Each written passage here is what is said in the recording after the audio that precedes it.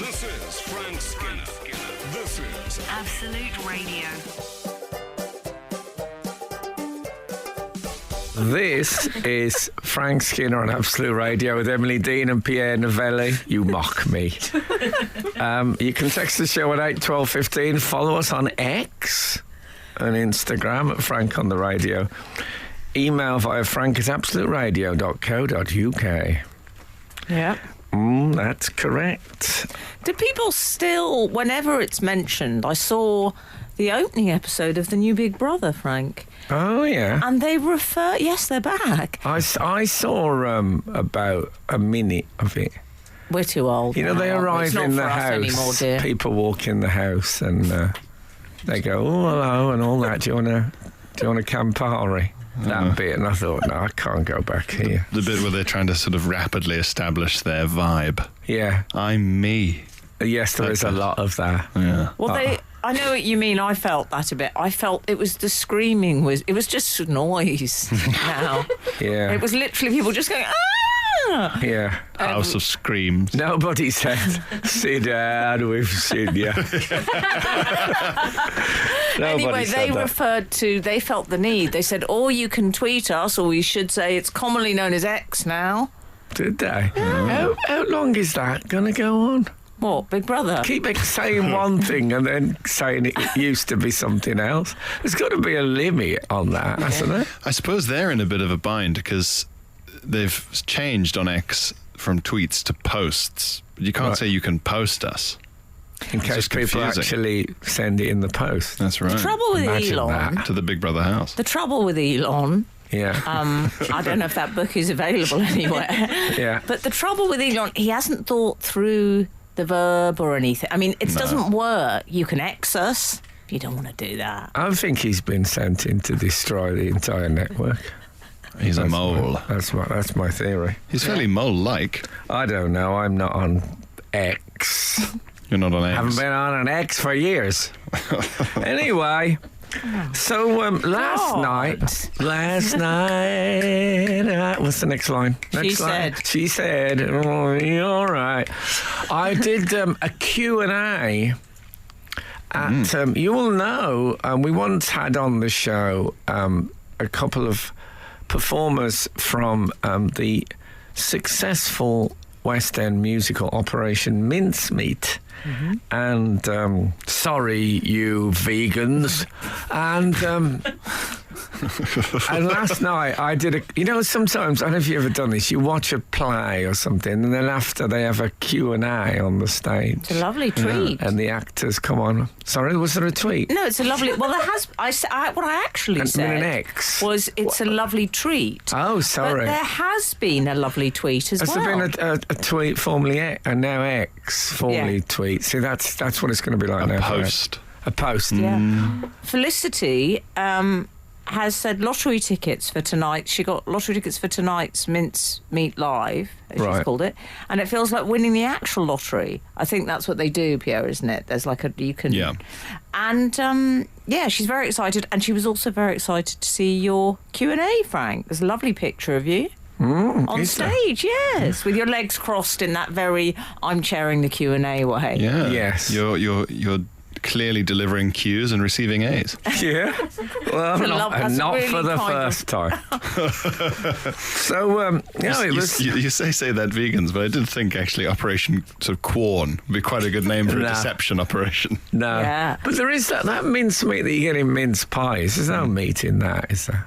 So maybe that's what it refers to. Oh, that's true. Yeah, deception in that sense. And something hidden secretly under a crust.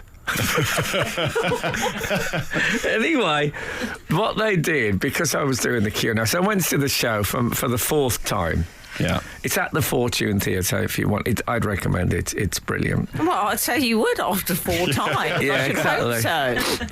And in the interval, they put me a VIP area, which I'm not kidding, was about 18 inches by about 3 feet. And a little faded rope, which shows the last time a celebrity had gone to the Fortune Theatre was in the 50s. And because I always look up when I'm there for the woman in black to suddenly appear on a balcony. Yeah.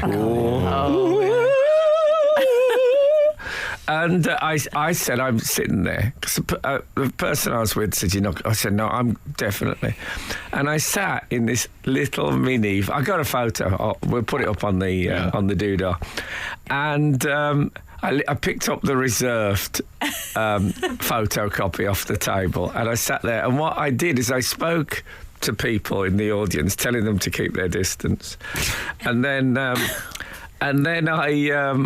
I would let them come and sit in it for like a minute, come and sit in that on the other seat.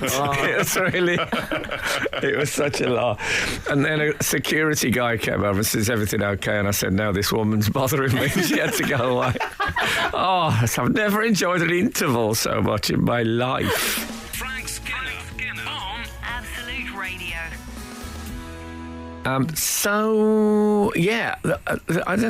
The Operation Mincemeat thing was peopled largely by fans. There is a real genuine fandom around this musical, which is obsessive. I've seen the evidence online. People going with sort of a bingo attitude, trying to get all the different variations of the cast. Well, last night was a biggie because there was 2 understudies on last night, which is that's like getting, I think, a whole line on the bingo card. So those people were really excited. And I met a woman who's seen it 35 times, and she said, "Don't say that when you're on stage, because that's nothing compared to a lot of the people." I was going to say, did you meet her the way that people sort of meet Hannibal Lecter on one of those big wheelbarrow things? No, she was lovely, and she came and sat actually in my mini VIP area briefly. Honestly, you in that VIP area. Oh, it was funny. That rope. A bloke said to me, "It's a bit faded, that rope." I said, "Well, if they the made it cat to match." fits." Yeah, they do. It's really weird. I mean, it's like a Rocky Horror thing. They just keep going. 35 times, and she was humbled. Yeah, she was ashamed. She was such a lightweight. Don't mention it. They'll only score me. But the triple figurers. They call themselves mincefluencers. Oh, I quite like that. Oh, I'm not. I couldn't say it. Well, it would be homophobic if you said it. Why couldn't you say it? Yeah, mincers, if they shortened it to. I thought minstrels might be better. Oh, I don't know. No. You get good okay. idea. You get okay minstrel. That's true. Okay. Chocolate ones as well. Yeah, that's true. Yeah. No, it's all right. It's not the word itself. It's what was done with the genre. Yes, exactly. You know, the genre. Don't forget meatheads. Surely meatheads. Don't forget this morning's texting. What is your least likeable sports ball? For me, it's the basketball. Too hard. Too heavy, too loud, too dimpled. I feel utterly oppressed by a basketball. Really? Oh, got a big, hard, loud thing like that.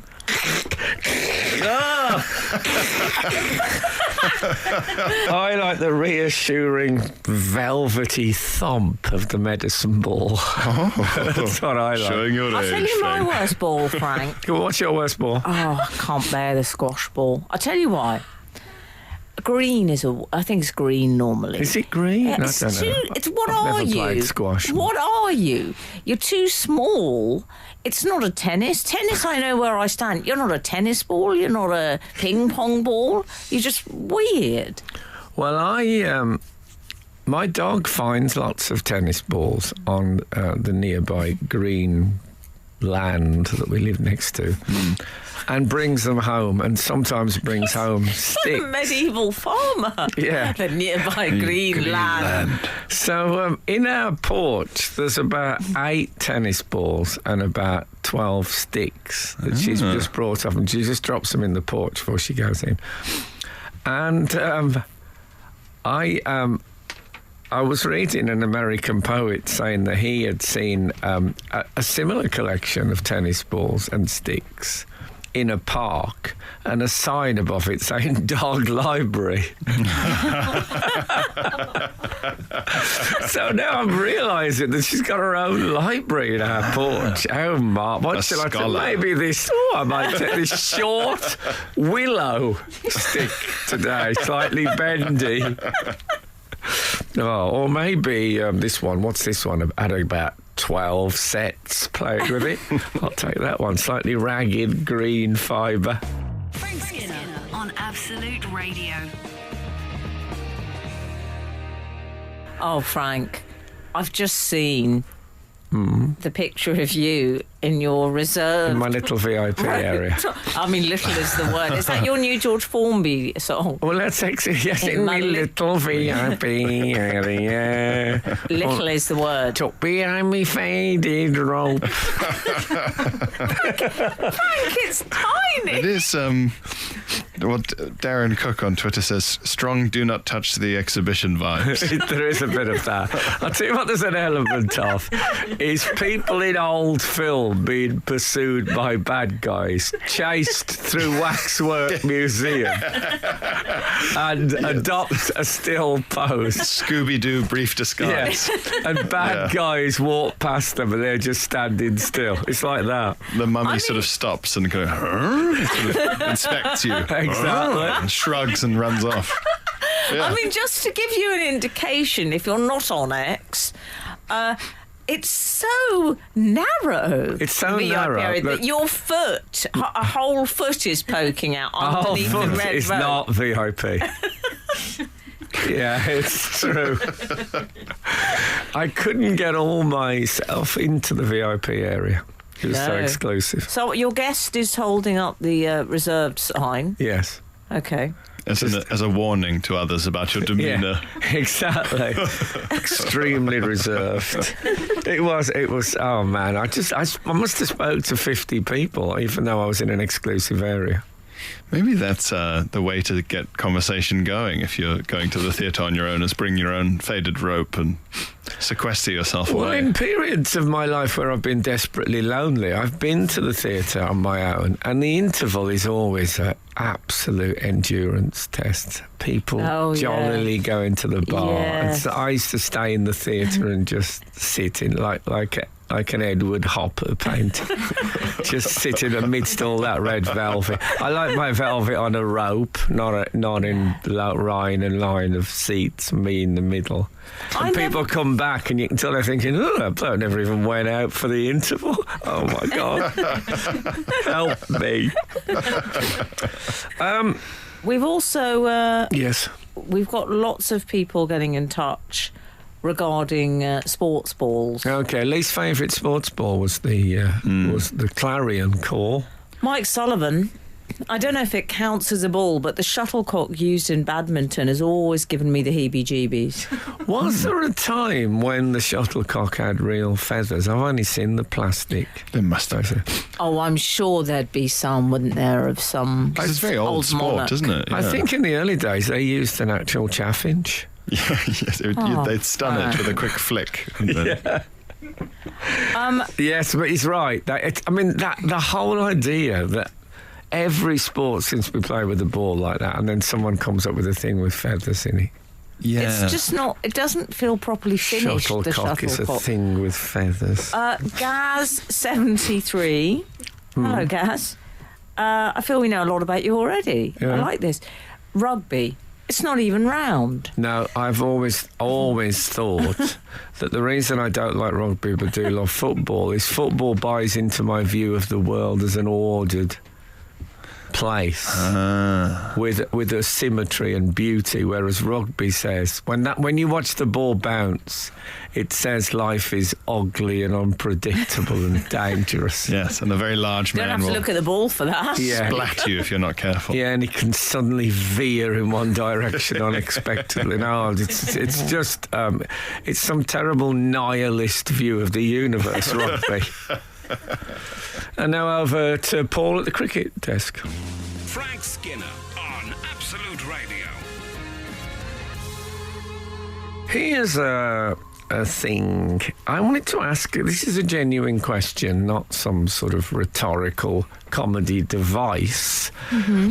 But when I was younger, so much younger than today, they used to advertise things on the telly. Still do? Yeah, do they?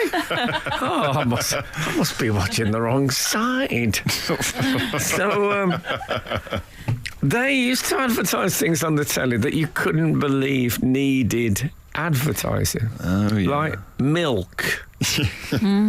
So I remember I was talking to our former assistant producer and sometimes producer Faye about this. There was an advert which used to say a pinter per person per day. That was the slogan.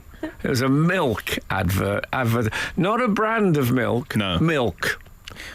And I said it, and the slogan was how old is Faye? About 25 or something? Thereabouts. And I said, the slogan was a pint per person per day. And Faye said, so much milk. A real, like, millennial. But that's another. I mean, that is milk's decline and fall since I was a young man. Milk was like the health food. I enjoy in American films where they'll have a sort of enormous pint of milk with almost any meal. Oh, with milk cookies. and cookies, yeah. Sometimes they'll have it with a hamburger and fries in a diner. And you just go, all right, someone likes milk. You know? Yeah, we used to talk about how 70s it was to have a glass of milk. Yeah. It really is. But when I don't know if you're aware, this is probably before your time on the show, Pierre. I used to talk about when I was about 14, 13, I think it was. I did the Charles Atlas bodybuilding course, as you can probably tell. Yes. Just from looking at me, yes. Was that the one advertised with don't let the kick sand in your face? Yeah, it was exactly that. So it was someone who had a body like mine sitting on a beach, and a big guy came and took his girlfriend away. Did he look like Pierre? Yeah, he did. He did. I have flashbacks occasionally. And, Is that why when I come into the studio sometimes you go, Charles? I put goggles on. But anyway, yes, I feel you've taken Emily away from me. Anyway, so Charles Atlas, who looked amazing, who looked like Pierre, would stare into camera and say, you too can have a body like mine. And so Bono wrote to it. No. So, Frank. So I got the course, and I did the course. Oh, don't. Do you know, I find this so... I know, it did nothing for me, obviously. But 1 week was called Milk Week, which wouldn't be one of the most popular Strictly Come Dancing episodes. This week's milk. It's all songs about milk. I would love to watch an episode of Strictly where they go, okay, it's Milk all Week. the most energetic dancers, but you have to have 2 pints of milk before you do them. If they stuck to Milk Week, though, I think they'd have to extend it to cows and things, because it's very hard to find pure milk songs, isn't it? Yeah. You'd have to really widen Neutral it. Milk Hotel. You love dances to their music. Yeah, I don't know.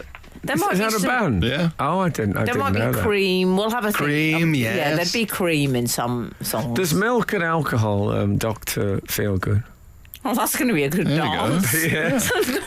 Dr. Feelgood. Well, people used to do that. I mean, I used to be a heavy drinking man. People would say, I had a pint of milk before I came out to line my stomach. It's a fabulous, simplistic view of the human body. So I won't get drunk now, so I had a pint of milk before I came out. I mean, does that work? Milk No, is my the opposite of booze. Yeah. Right, yeah, okay. Thus, I shall drink that. So maybe milk and alcohol is about the chronological description of my evening. Yeah. Was that not true? That my parents always advised me that. They said, darling, have milk if you're going to go and drink. Well, people used to say to me, when you're drunk and you go to bed, last thing at night, have 2 pints of water, and then you won't wake up with a hangover. Did it work? Well, I didn't get the hangover, but the mattress took a bit of a belting. Oh, my God. Frank Skinner. Absolute Radio. I was talking about stuff that used to be advertised and didn't need to be advertised, like milk, which you'd think is fairly well known. Yes. And I was thinking about some of the others. Go to work on an egg. Yeah. was one, which was, again, not for a company, just for eggs, generic eggs. Yeah. Do you remember the concept of eggs? Yeah, and it was the Egg Marketing Board. So it was someone... Yes, it wasn't a particular top brand of eggs. No, it was just that eggs. was the thing about it. There was a cheese one in which a man says to his wife, "Oh, cheese, please, Louise." And it said, like, "Why don't you try cheese?" And you think, what? I have. People who haven't tried cheese. Do you think there'd be people watching going, cheese? Did they Write that down, Enid. We'll try that. Did they have it for vegetables? Did they have like the carrot marketing? I board don't remember. or- I think there might have been meat. Oh, I yeah. think meat was a... Flour not get even- looking? I don't think they even went into the specifics of which meat. There was a meat marketing board. That and was they- very 70s, the meat Try marketing meat. board. Do you remember meat? Well, it's still here. Yeah. There is a fantastic and utterly unsettling video that you can watch from... it might be the meat marketing board, or it might be just British pork. Okay. And it's this advert for the concept of British pork. And it's a sort of like... pig? father Is there a pig in figure. it? No, go no. on. Well, there was, but not a living one. Okay. There's a sort of father figure who's kind of organised some sort of big family dinner, but because it's filmed in a where they film it indoors before they could really film indoors very well, and it looks very dark. Yeah. Oh, yeah. And everyone's sat eating this like completely white roasted through pork. Yeah. And I can't remember if it's voiceover or the guy narrating it out loud as he dishes it all up, and he goes, "Plenty of pork. Mum's got pork. Daughter's got pork," and just like sort of narrating how much pork everyone has. Plenty for wow. everyone. And it's incredibly threatening. I don't like a pork commentary. No. It's a meal. No, pork silence, please. Exactly. We're eating pork, but let's not go on about it. That's how I see it. Clive Silas has mentioned, he says, it was drink a pint of milk a day. Do you remember that? Well, that was a variation. Well, apart from a pint for a person a day. Clive continues, I'm too young to remember it, 58, but Asterix in English translation actually made a joke in reference to it. Did it? Which was drink a jar of wine a day. Ah, wow. Lovely alcoholism joke from Asterix. Yeah, what about when they used to advertise Advocar? I don't know if you remember Advocar. Oh, warnings. It was sort of eggnog thing, but alcoholic. It's the sort of thing that if you raided a friend's parents' wine cabinet where people had wine, that would be at the back. With the creme de menthe. Was it the egg marketing boarding? Now with booze. Yeah, but it was thick. It was like, it had a thickness. It was like dog saliva. And you would have a... Oh, I'm fine. listening. And So, you'd have it with lemonade. It was called a snowball. That's Yes. right. But anyway, the thing with Advocar, I don't know if you even see it in It's licenses now. But anyway, it was made by Warnings, as you say, which is a hint in itself. They're called Warnings, right? Which they said Varnings, but Warnings. So here's a warning, sort of subtly put in. But the advert was a man who said evenings and mornings. I drink mornings. And I thought, you're an alcoholic, mate. Simple as that. Unless What are you advertising? Alcoholism? It's just the alcoholism marketing board. they're very disorganised. They're incredibly bad at getting those adverts out on time. This is Frank Skinner. This is Absolute Radio.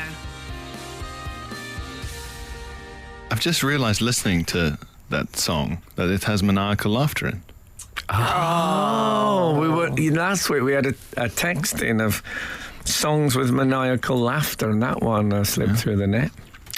Okay, this is Frank Skinner on Absolute Radio with Emily Dean and Pierre Novelli. You can text the show on 81215. Follow us on X and Instagram at Frank on the Radio. Email via frank@absoluteradio.co.uk. So this morning, Frank, okay Gas there, me like a pipe. Just, I don't 1970s news studio. I don't want to pretend that I've memorised it. No. I like the papers in the background. We've had so many of our fabulous readers getting in touch regarding it was sort of Frank has pointed out that they had campaigns, advertising campaigns, based solely around things like milk or cheese. Things that you think. Yeah, you can understand someone advertising Dairy Lee triangles because that's a company, but just the generic. They advertise the concepts of things like eggs. Yeah. Or, as Matthias has pointed out, adverts for mushrooms. Make room for the mushrooms. Oh, I don't remember that one. Well, Andy Bronte does. Okay. And he elaborates. Do you remember those fabulous Make Room for the Mushrooms adverts where a crowd of cartoon mushrooms marched towards the camera to a dramatic chant whilst the voiceover asked if we'd ever tried adding mushrooms to our breakfast, pasta, pizza, or indeed any other suitable dishes? Again, no particular brand. No. Just mushrooms. Who's financing that? Big mushroom. Yeah. Yeah. We're all in the pocket of big mushroom. One enormous mushroom sitting in a chair with like switches on it, Yes. open doors and stuff. And 082 has pointed out that with regards to the milk, there was even, I'm going to call this a sort of public information film, like a warning. Yeah. Do you remember they invented something called a Humphrey, who would threaten to come around and steal your milk? The slogan was, watch out, there's a Humphrey about. Yes, and he would have like a long stripy drinking straw. Oh. That you'd be sitting there and it would just appear behind you and you're at home saying it's behind you and they wouldn't notice it, come and steal your milk. So highly prized was milk. Yeah, the idea apparently was so. You had to worry about theft. This is almost so distant from the modern day that it feels historical. I know. Of course, in those days, milk was very highly prized. And the idea of someone stealing your milk was... How did you feel about milk in South Africa, Pierre? Milk? Loosely pro. Anything beef-based, I think. Oh, yeah. Anything cow involved cows. Yeah, they like that. Yeah, I think so. I'm being backed up at long last by Simon F. on Twitter, who says, I remember the threatening pork man. This is the start on the of ad. a good poem. Yes. I remember the threatening pork man. This is the ad that Pierre previously mentioned. that I described. I remember the threatening pork man glaring from the screen, surrounded by his cowed family. He was one of a number of It's such ironic ads. that they were cowed, considering that they were eating pork. Surrounded by his pork family. His pigged family. He was one of a number of such ads, including the belligerent creosote man, who hectored us to use the product and barked, if your roof leaks, don't say I didn't warn you. Yes, there was a lot of don't say I didn't warn you. There was menacing men who work men who knew better than you, told you off. Yes. Yeah. Was this a very sort of 70s, 80s thing? That we're not going to seduce you into buying this product. We're going to hector you. And then it mellowed into it does what it says on the tin, like that kind of thing. sort of take it or leave it. It was very, I'm going to keep it, but there was an Australian drink drive ad, and I won't include the category C, slightly borderline expletive, but said, if you drink and drive, you're an idiot. Wow. And No, they straight up. inserted a I mean, I agree. Yes. Well, of course, we all agree, but it's very... But the company, I can't remember who the company was who does what it said on the tin, but I think that was a deliberate ploy to alienate the illiterate. I'm not going to tell you. If you can't read it for yourself, don't even get the product. You won't even know what it does. Terrible elitism from... What were they called? Ron Seal. Ron Seal, of course. The most male, practical, Ron Seal. It's got that simple man name and the deed that needed to be done. I wonder if they still say it does what it says on... doesn't everything more or less do what it says on the tin? You know, pilchards. Yeah. You know what you're getting. Frank Skinner on Absolute Radio. Well, we've heard from Andy Charles, 1956. Okay. Hi, Frank. The Meat Marketing Board ran a TV campaign featuring a rugged Scot saying, all meat and a real treat. Okay. Okay. What was he referring to? I don't know. Which is why His pretty assistant. all meat and a real treat. Oh, God. I've got a hamburger in my sporran. All meat and a real treat. Oh, We're dear. building a poem here. I've got a hamburger in my sporran. What was the first line that we said before? Oh God, I remember Sorry, I've something. sprung I that on remember the threatening pork man. I've got a hamburger in my sporran. That would be in inverted commas as said by the threatening pork man. Do you know they're not really made of ham? I asked. He just glared. His pig-head family. With a emphasis on the ED, so you said pig-head in like blessed. Yeah. Can I say, by the way, can I interrupt this programme for an important message? I'm doing gigs this week, comedy gigs, in Leicester, Halifax, Middlesbrough, Reading. Everybody's talking about pop music, talk about all those places this week. And there are still tickets available. Don't do that to me. I don't want to turn up to a half-empty hall. Oh, is it, Frank? I'd be like when a break dancer turns up to a party and it's carpeted. You know that feeling. So we'll put them up. And also, I'm playing the Lyric Theatre in Shaftesbury Avenue from the 30th of October for 7 nights. Lovely. Just saying. I might go along to that. I don't want to be plugging other people's musicals and stuff and not selling my own wares. No, absolutely. Take a leaf from the threatening pork man's book. Well, take it from the Frank Marketing Board. Take a leaf from the Potato Marketing Board, as Annabelle Grant points out. There was also a Potato Marketing Board, believe it or not. But what was how the long potato have ad? people been eating potatoes? Didn't Sir Walter Raleigh bring them from the Americas? In those glorious days when America had an S on the end. Yeah. Oh, yeah. You were vague about which one things came from. Yeah, exactly. Well, I don't know which one. I might start reintroducing the Americas just to mess with their heads a bit. Yeah. If I meet in America, I might say that. I'll say, are you from the Americas? I had someone sent me some. I'll say someone. I'll tell you exactly who it was. Anne and Mick Muller.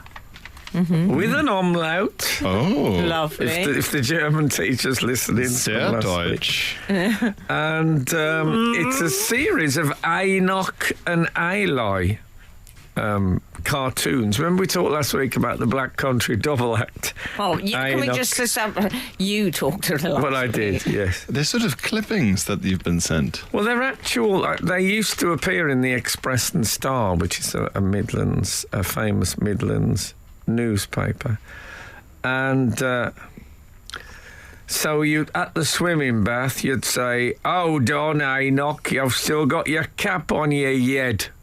So you've still got your cap on your head. Oh, I don't know, I'm wearing it for safety. I can't swim very well, so when my cap begins to float, I know I'm out of my depth. And there's more where that came from. Okay. Brought to you by the Joke Marketing Board. Remember jokes? Because like the Mirth Marketing Board, the MMB. There's something quite mafia-like about all the people who grow potatoes getting it together and saying, we just need an overall Yeah, there is. thrust. Yes, there always- was one farmer at the centre of it all, I think reckon. that was the age of the overview, which has been lost now. It's more disparate that people have their own milks and cheeses, but then it was an all-embracing, godlike view of the... Yes, you're right. Well, it was much more travel by train rather than the specific train services available. Yeah, well, I think most of the specific train services now are too ashamed to advert.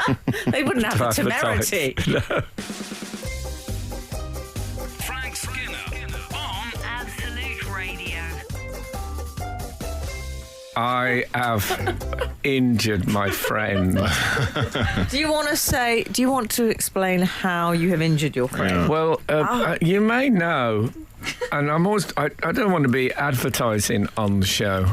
Not Well, trust me, I won't be advertising these people. No, but there's a snack food called Takis, which I have got slightly hooked on, and it's hot.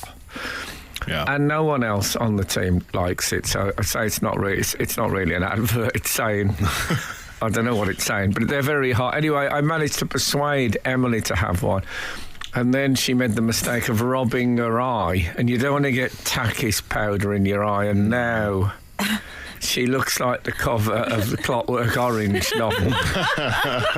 And it looks sore, Emily. It's so sore. Can I just say, I didn't even touch it because it sickens me so much. Right. I put it on the table. I sort of felt, I'll take one, so I'm joining in. Yeah. I wanted to join in. Good for you. I like a joiner in. I was exactly the same with heroin when I was about 19. Frank, I wasn't, by the way. Depressing. Can I say it's bad for you? But there was Not too controversial there. No, Frank, the heroin marketing board's going to be all over this. Sounds like a very 70s advert. Heroin, it's very bad for you. Yes. Don't have it, family. Slightly oppressed heroin. family. Yeah, I don't Awful. recommend it. Anyway, I put the tacky, is it? Takis. I put the excuse All me. right. Well, if this goes to court, we might as well get the facts straight. Yeah. I put the takis on the white lacquered studio table, thinking it was. I think it looks like Formica decorative laminate. Ooh. Okay. Well, our boss Paul will be able to confirm. He knows a lot about interiors. And I put it down. I thought, well, at least I've joined in. At least I'm part of the group, even though. I'll put this cigarette behind my ear. Yes. yeah. It was a bit like me saying when people do shots, and I'd say, hey, and I'd take one and I'd pour it into a plant pot. Oh, okay. It was like that. Anyway, I put it down. Unfortunately, the tissue connected with the takis, and I then put the tissue near my eye. Yeah. Wow. Now we're in this mess. What is reminded of? I tried Albus oil. Have you ever heard of that stuff? Yeah. Is it from Dumbledore? Cleans the it cleans the cavities. Oh. So you just sniff a bit, and it's whoa. But it's very natural, as they say. The face cavities. The nostrils, Right, and all yes. that, yeah. And you look, If you sniffed it and it cleaned all the cavities, then it's too powerful. for no, humans. that's too powerful. And Human also, use. I don't want vapour that's travelling downwards. No. Generally, as a rule. And so I took some Albusite, cleared my head beautifully, and then I went to the toilet, having not washed my hands. And then I sat down later and thought, I think there's a song called "There's Fire Down Below." That was what I felt, and it was whoa. And you don't want to be touching any tender parts with Albus oil on your fingers. So what we're saying, guys, is wash your hands. Yeah. That's the absolute motto. I'd like to point out my hands were spotless. No, I know. But I'm just trying what to. can I do if a friend comes around distributing takis onto you? Stop joining in. Firstly, to thine own self be true, and then as true as night Those follows cannot day, thou be can be false to no any other man. man. Or something like that. If you're listening, Polonius, send us the correct. Send help. Frank Skinner, Frank Skinner. Absolute Radio. Mr. Parmason. Oh, I wonder if that's your father-in-law. I'm with Frank. My sensitive ears can't cope with the screeching of their shoes on the court, which is in reference, I believe, to you saying you weren't a fan of basketball. Oh, yes. Do you dislike the noise as It's well? the actual ball that I've got the problem with, though. Are you okay with the screeching of their... I don't want to make any generalisations about Americans, but the fact that Why not? one of the most quintessential American sports involves a ball which is loud, big, obtrusive, takes over the whole environment. Basketballs loom over you like the sun, it sounds like. Yes, I like the sun. Now, do you? Yeah, I know it's had a lot Don't of say bad that in press. certain It's had a lot of bad press recently, but it's no good blaming the sun. It's done nothing. Frank, Andy Nunwick has been in touch and says my wife... Andy Nunwick looks a scream, hang him on your wall. And Andy says my wife, a head teacher, is with Frank. Biggest cause of trouble on the playground when used as a football. This is talking about the basketball. Oh, when used as a football. Yes, that you get that terrible sort of poo noise as it dings off a kid's head. Yeah, it's too heavy, and you can hear the metal adapter in it when it bounces, it feels like to me. There's a sort of a pang sound. Yeah. Oh, used as a football, that's the worst basketball time of all. Yeah. I went to basketball I went to see the... they were in South Central LA. What they'd be the Lakers, would that be? I believe so. Oh, very good. And Billy Crystal was there. Does that suggest that it was... Strange thing to throw in. Strange hint. Yeah. And I'd never been to basketball before, but you know when you go to football, for example, the ultimate end of football is the goal, the scoring of a goal. Yes. That might not happen at all. And having a good time. Yeah, but it might... You're the football marketing board. Yeah, I don't think that's very relevant. No, if anything, from my experience of football fans, it's the opposite. Go to football, have a good time. So the goal, sometimes they don't happen. Sometimes you might get one in a game. If you get like half a dozen in a game, it's a sensation. Basketball, they go to one end, they score. They go to the other end, they score. They go to the other end, they score. I can't have this many peaks in my entertainment. Yeah, the scoreline ends up being sort of 207 to 193. But there's almost nothing happening other than the ultimate end of the game. Yeah, I know what you mean. It's a bit like if there was an episode of a murder mystery with 800 murders. Yeah, exactly. All solved in a row by Columbo. Yeah, or you went to an opera, and the guy just comes out, it's a high C for an hour and 40, and then it's the interval. You know what I mean? It's two. In the interval, everyone's just putting tissue up their noses to stem the bleeding. Yeah, and watching out for broken wine glasses throughout the building. It's like that, though. I mean, you need some, light and dark. Yeah. So I don't like the game, but the ball itself is obtrusive. Wow. Frank Skinner. Absolute Radio. Frank, you are famously on this show. There shouldn't be that many entries under Cliff's girlfriends. Oh my God. Anyway, come on, carry on. A dusty ledger indeed. You're a fan famously on this show. Jet Harris's wife, I think, was... Anyway. Who's Jet Harris? Jet Harris he wasn't... Is that a gladiator? It sounds like one of those stage, like La Petomane. Yeah. Sounds like that, doesn't it? The Jet Harris. What But is Jet Harris was in The Shadows Oh, I only know Hank. originally, and I could have got this mixed up, but I think he claimed, Jet, that Cliff in his younger, wilder days had made a play for his lady. Oh. Anyway, I'm not here to gossip about Cliff or anyone else. No, Yeah. heaven forbid. What was you saying? I don't think after that yeah. nugget people are coming here to get the latest gossip. the latest Jet Harris lowdown. Still, What's the tea with Frank Skinner? don't forget our review in The Guardian. Wistful, The Guardian. Is that what it said about our show? Yeah, I told you I did a thing, didn't I, with Miranda Sawyer? Yeah, we like her. Yeah. Oh, she was lovely. And so she wrote a review of our 15 years, and there was about 9 paragraphs on how brilliant Dave Berry's show is, which I do. Oh, I am a fan of Miranda. Dave Berry's show. We were all rooting for you. And then a mention for the fact that Alex, I can't say his surname, but Alex Kay, as he would be called if he was in in a Kafka book, Alex Kay and Skunk. The fact that they're on there to give it credibility. Yeah, and what does it then say the about last you? sentence says Frank Skinner also has a wistful Saturday morning show. But I'll take that. I've had worse than wistful. I suppose it is wistful. I don't know. I haven't looked it up yet. To exactly its meaning. It's one of those words where I feel I know what it means, but it might have more going on. The trouble is, I'm guessing it means hilarious. well, One of its meanings from the original Greek hilarianum. That'd be more Latin.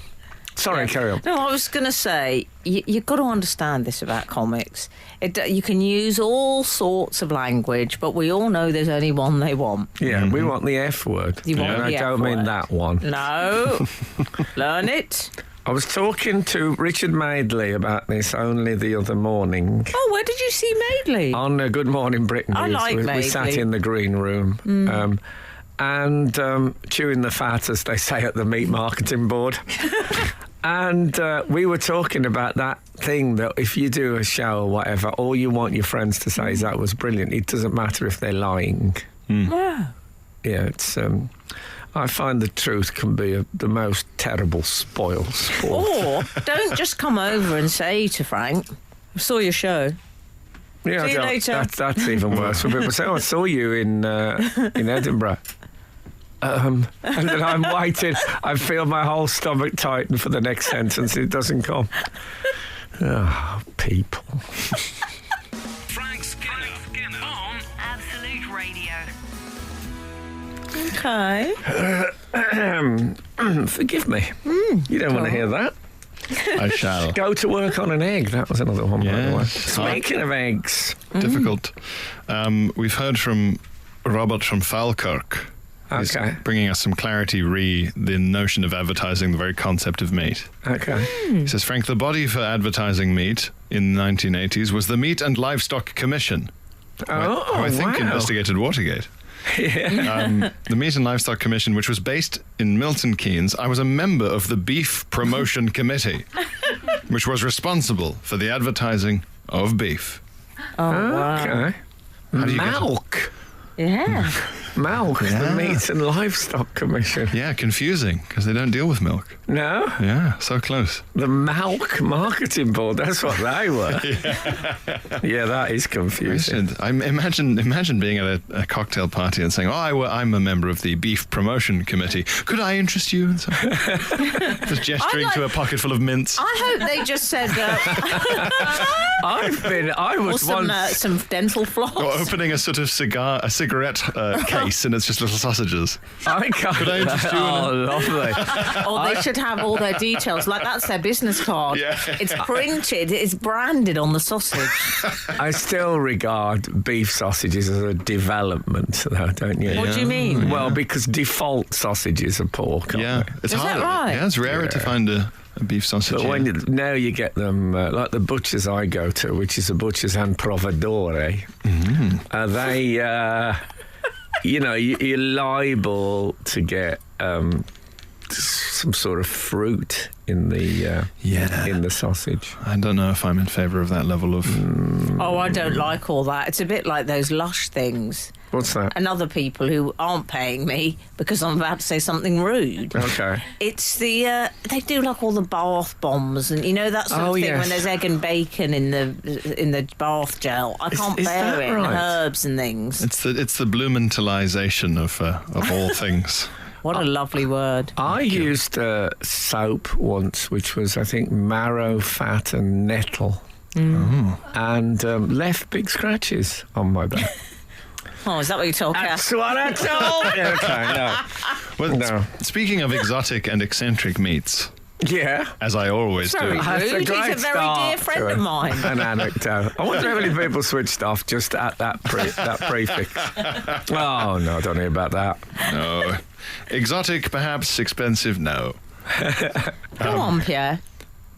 Go on, we're all rooting for you. Well, the quirky and posh London restaurant Le Grand Coq has started selling what the press refers to as bizarre chicken pies. I think you'll find the restaurant is called Fowl. Oh, is it called Fowl? But But the pie not is called Le Grand Coq. Foul. please. No, F-O-W-L. Thank you. Oh, yes, you're right. Thank I'm you. getting my The puns pie mixed up. is Le Grand Coq. Yes. Oh, I see. And when we say bizarre chicken pies, we don't mean in a Sweeney Todd way.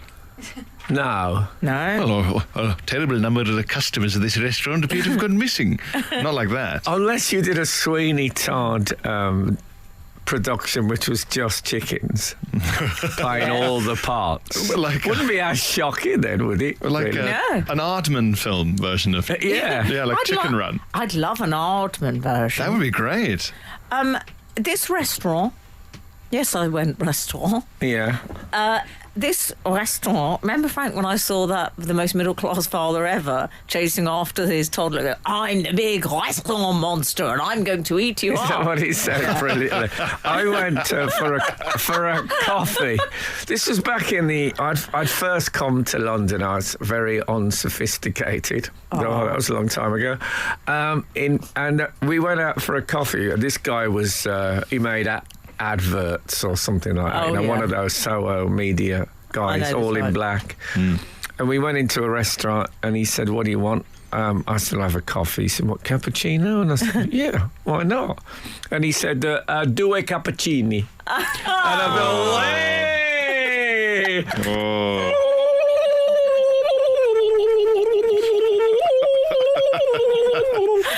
Oh, man, I knew I'd arrived in the media world. Frank Skinner on Absolute Radio. We're talking about, sorry, Pierre, the Grand Coq, which is a pie available at Fowl, which is one of those pop-up restaurants. Oh, is it? Yeah, and they have, it's attached to another restaurant, and they have a series of celebrated sort of Michelin-star chefs. Michelin. Restaurant Monster. Oh, man. And I believe this is Pierre Kaufman. I'm a big Kaufman fan. Oh, yeah, Have you really? sampled his wares? No. I maybe. I don't ask the name of the cook. I just eat it. You don't take a bite of pie and say, is this a Kaufman? No, I don't. Is this a Kaufman in my I've mouth? had Kaufman. Have you? I went to Kaufman's. Deliberately. Yes. I'm I went sorry. with the rugby player who I know now I'm a dates little- Nicole Scherzinger, who I can't remember. Sarah will know what it is. What's his name? But Kaufman's invented a mad pie, is the headline. And it has Yes. gotten some headlines. This is the idea that people know the names of chefs, I find. Really? I'm a little out of step. I know there's cooking on the telly. I'm You sure know there's probably Heston? 9 different channels we've got. When I get in at night, I still occasionally, in an act of blind optimism, look at the main channels for something that might be on between 8 o'clock and 10 o'clock worth watching. Never, ever happens. But there's a lot of cooking and stuff going on. I can watch that at home. You say well, I that. could if anyone cooked. You know, This at is. home. Excuse me, Kathy does a lovely poussin. Yeah. Okay. I don't know what is that. Yeah. What is that she does? It's a little bird. She does a lovely chicken. A little chicken. I think you'll find a lovely roast okay. chicken. Yeah, she does do a Junior. nice. But she puts it in the oven and roasts it. It's not. There's no embrocation. What do you want out of your chicken? You know what I mean? You know, people rob things into a chicken. Oh yeah. Well, That's how it starts. I'll tell you what. Then you get a feel for that animal flesh. Kaufman doesn't just do that. He serves up Le Grand Coq, which is, Pierre, It is a pie that Chicken contains- pie? Not it just is- any old pie. Well, filled with not just chicken, but also heart, liver, wings, and feet. Wings. and the pièce de résistance, the chicken's head poking out of the top. Yeah, I think. I don't like that. No. Why not? If you look up a picture of it, it looks like an Aardman animation sort of chicken run version of Alien. Yeah, chicken It exactly. head is looks sort of like a bursting. pterodactyl. Yeah. Is what It looks like it should be going along a conveyor belt with the chicken going, will you guys get me out of here? It's got that kind of Yes, feel. if James Bond was a chicken, and I think you'll Yeah. find Mr. Exactly, Bond, this yes. pie will be the last meal you ever enjoy. I don't really like any heads on a plate. No. I'm no Salome. I don't want that in my life. No, I had a suckling pig once. I didn't have it myself, but I was at a meal where a suckling pig was presented, which was a whole pig. I'd say it was a piglet. Which is cruel already. But it had a big red chili in its mouth. Let's kill it, but humiliate it before we eat it. That's what I don't Not like. an apple. No, it had a chili, and they probably thought an apple was a bit English. I like that. Very South African. An apple would have been far more respectful. I think you can eat... Would have kept the doctor away. Yeah, well, it's a bit late for that. A bit more practical. I'm afraid what listening it was an embalmer. But I think you can eat things with respect. Do you know what I mean? I know there'll be vegans and vegetarians thinking, well, you do eat meat, so you might as well... But I didn't like to see it humiliated like that.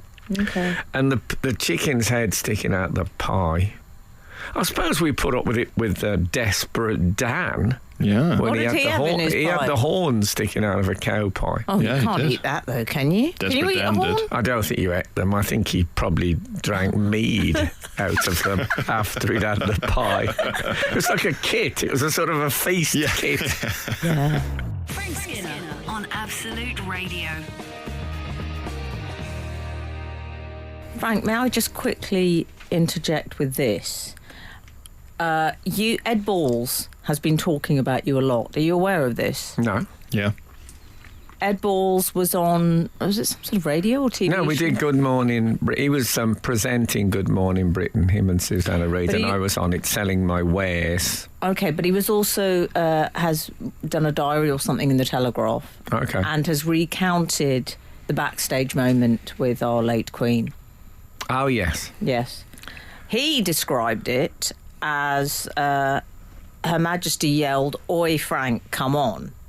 I don't know if there was an oi, but there was something equivalent, posh equivalent of oi. I've never seen anybody Frank. move so fast. Frank, that's what it was. Frank, belly who? Come on, Frank, hurry up. Was that the hunting cry? It was, yeah. It was a fabulous Oh, moment. I love it. That's where Soho comes from. What? Soho. Does he? Soho was a hunting forest in the middle of London. Not Is in the that middle of right? London, but it used to be, yeah. It's a old hunting cry, I think. Soho. Soho! Like, there's the deer. What was that thing, when they had the first phone call? Yeah. Well, tell us what you said. Yeah. What was that? They said something like "hoi hoi." Did they say Ahoy, Kensington hoy. 623? Was it I think it literally was hoi ahoy, hoi? hoy. I think that's why Mr. Burns says it in The Simpsons. That's Oh, okay. They could have planned ahead, Frank. What would you? I bet you'd have come up with something really funny. That Kaufman planned ahead. Planned one coming out of his pie. What about that for a segue? Professional, eh? It would have been very funny to pick up the first phone call and say, how did you get this number? Never call here Pierre again. Kaufman, 3 Michelin stars. Is 3. that good? Oh, Frank. Well, one Yeah, is when I'm good. looking for food recommendations, I take them from a tyre company. It's not a tire. 3. This chicken is rubber. It's all just, I would it's all just calamari. Oh my God! Stop it! I would say there's probably just over 100 in the world, maybe. 100 stars. No, chefs with 3 Michelin Okay. stars. That's quite a lot, Is isn't there it? really it's as many as not. 100? Yes, because you get it for the restaurant, not the chef. You don't go around with your little stars. No. Oh, not like McDonald's. Gordon Ramsay. They can wear their Michelin They get their own stars, yeah. Yeah. Gordon Ramsay's probably got about over 20, I would say. But only because he's got so many No. restaurants. Has he? Only because he's got so many restaurants. What, for being rude? Anyway, let's get back to I Kaufman's pie. can't buy into this at all. You don't want a pie with a You don't head want the cutting Kaufman out. pie. I'm not trying to be man of the people, but I'd just as easy go to the local fish and chip shop as go to some Well. hoity-toity. Pie shop. It's £22, which is expensive for a when I pie. was in Nobu and we had 12 oysters, and when the lady came, it was like a supermodel who looked at me like I was dog excrement throughout the whole experience. Mainly because she walked ahead of me. I was with friends and showing off. She walked ahead of us to show us to the table, and I walked behind her in Groucho Marx style. You know, like you have to follow tall, beautiful ladies. And at the end, when we paid, I got my. We put our credit cards to share the thing. And then I took out my Oyster card and said, "Can I get the oysters with this?" And I've never... She didn't sneer. She just looked as if it hadn't happened at all. There was no ripple. There wasn't even a ripple in the ether from what had been said. It was like that hadn't happened. She's never seen one of those, to be fair. No, of course not. But, yeah, it was lost. The Le Grand Coq. Le Grand Coq. Well, I just mentioned that, and now the producer's waving the fez at me. Well, we'll just leave it. Leave Le Grand Coq just hang in there. Oh. And we'll come back to it. Frank Skinner on Absolute Radio. Frank, would you eat Le Grand Coq? No. Why not? You would want to. For a start off, the mistake, the marketing error, you might call it, of having the chicken's head sticking out the pie, is it gives you a sense of scale. And I thought, hold it, 22 quid, this pie. And I'd say it's about 5 chicken necks in diameter. That's not a big pie. You must start using the metric system at some point, Frank. Well, they're encouraging the chicken neck. He's going to that Providore's butcher, and they only insist currency in that form. Yeah, I went to a party where I remember the surface area was, I think it was 4 and 20 magpies. Blackbird. Blackbirds. No, magpies, good. Frank, what was our favourite system of measurement? It was on the original Big Brother. Do you remember? No. It was on a Lady Sov. I remember Frank loved this. Oh, yes. She said, "How much do you want?" And I believe Lady Sov was said... it cat's paw? Yeah, she said, "Little cat's paw's worth." It was a drink measurement, wasn't it? For just a cat's paw. A cat's paw. That's how much For a drink. spoon. Yeah. It's like Americans that would say, "I'll have 3 fingers of rye," and it was like if you held 3 fingers on the glass. Then they said something like, "How much coffee do you want?" or something. She went, and Frank, she said, and she said, "Oh, just a cat's paw." Yeah. Someone's phone went off. Yeah, who was it, do you think? Who? It was me. Okay. I do believe it. Did you know, Frank, that this is not even the first or only pie that has a head jutting out of the crust? Well, no, I didn't know. What's the other one? Well, there was one in Theatre of Blood, which was the Vincent Price movie. I think the actor Robert Morley, who was a critic who had white poodles, was forced to eat a pie with a poodle's head on the top, and he was forced to eat his own poodles. How many Michelin stars did he have? Which one's that? Is it Titus Andronicus? No, is it? Possibly, I can't remember. No, they have to eat their own children, but in Theatre of Blood... That's what it's based on. Everything's based on. Everything is a Shakespearean death. Of course it is. Well, there is a pie from Cornwall called the Stargazy pie. Okay. And it's got pilchards' heads jutting out the crust looking upwards. Hence the name Stargazy. Because they're looking up at the stars. We're all in a pie, Frank. But some of us are gazing at the stars. Yeah, we're all in a pie. Yeah, dead. I won't be having the pudding. Yes, I say pudding, not dessert, please. At this restaurant. Because it's creme caramel with chicken fat. Chicken fat creme caramel. With I've some got sort no of business with that. I didn't know there was fat of any kind in creme caramel, but what do I know? Well, What there do wasn't I know? until 8, Kaufman 12, 15. came along with his fancy. Oh, Kaufman. Kaufman. I get the feeling you don't like Kaufman. Frank, I don't like him. I don't dislike him. I don't question He's French. his human essence. He's an Alsatian. Is he? Yeah. Well, he shouldn't even be in the kitchen. He's not even allowed on the couch. Frank Skinner. Frank Skinner. Absolute Radio. Rob Black says, referring to what the eggs being essentially advertised just for being eggs, as we were earlier. Yeah. Rob Black says, wasn't the go to work on an egg slogan devised by Murray Walker, or is that an urban myth? I believe, wasn't it Salman Rushdie or Faye Weldon? I think Murray Walker, because he was bald, people are thinking he did the egg thing. That's very cruel. It was Faye Weldon or Salman Rushdie. That's how the mind plays tricks, doesn't he? Yes. One thing we have established today is which came first, the chicken or the egg. So we talk about the egg marketing board, then we went on to the chicken pie with a head sticking out the top. We did. Actually, isn't the chicken's head surplus to requirements, society? Can't you cut the head off a chicken and they just go about their daily business?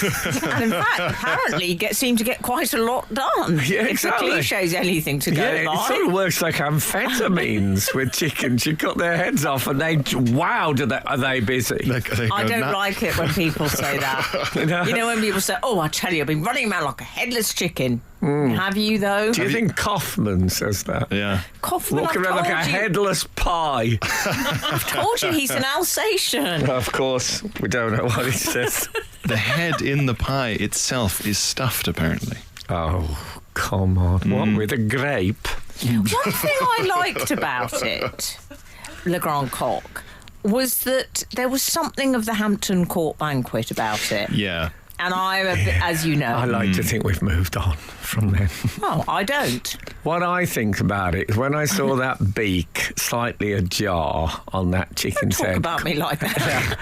I thought, how long before this beak has got a small card in it giving the rates for hiring the place for a Christmas party? It's had that horrible feel to it. Oh no, make it stop. Or just a sort of custom cocktail you could order. Do you not like that sort of... Are you into experimental... I don't mind experimenting. I've eaten all sorts. I've eaten locusts and, things like that. Rotten shark? I've eaten putrefied shark from the ground. Did you like that? But it wasn't... we didn't dress it up. It wasn't in a crinoline.